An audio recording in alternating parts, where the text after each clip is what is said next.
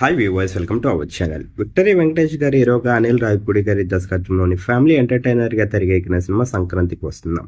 మరి సినిమా రిలీజ్కి ముందు అయితే మాత్రం ఈ సినిమా పైన భారీ అంచనాల్ని పెట్టుకున్నారు. మరి సినిమా అయితే మాత్రం జాన్ 14న సంక్రాంతి కానుక ప్రేక్షకుల ముందుకు వచ్చింది. మరి వచ్చినట్టుగానే మరి ఈ సినిమా అయితే మాత్రం సక్సెస్ని అందుకుందనే చెప్పాలి.